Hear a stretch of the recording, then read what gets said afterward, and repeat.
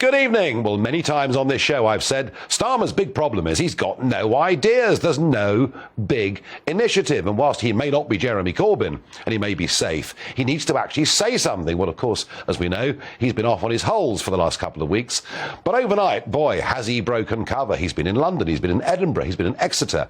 And the big new idea, oh, by the way, it's not really his big new idea, because Sir Ed Davey came out with it some weeks ago, the leader of the Liberal Democrats. But the big sell, the big idea is that the cap of £1,971 for the maximum of a household fuel bill, he's going to keep that cap for a period of at least 6 months.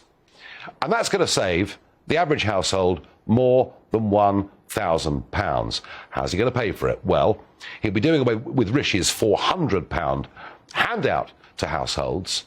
He's also going to change the tax system, which allows oil and gas giants tax concessions if they reinvest in the North Sea.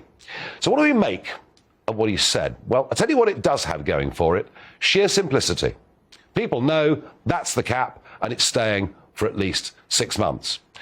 It also deals, I think, in the short term with the great fear, genuine fear, that millions of households have got, and we've seen guesstimates suggesting that up to half of households in Britain will not be able to pay their bills by the end of this year. And almost unbelievably, a YouGov opinion poll suggests that up to 3/4 of Conservative voters like the idea. Now, what are the downsides? What if it's just for 6 months and it's going to cost £29 billion? What could it cost if it goes on for 1 year or 2 years?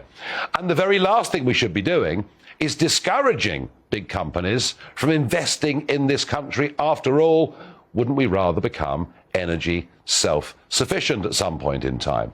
So there are downsides to the plan. And very often, governments intervening in markets, attempting to set prices, ends in disaster. Though it's worth remembering that the whole concept of a price cap was, of course, yet another great legacy from that wonderful Prime Minister, Theresa May.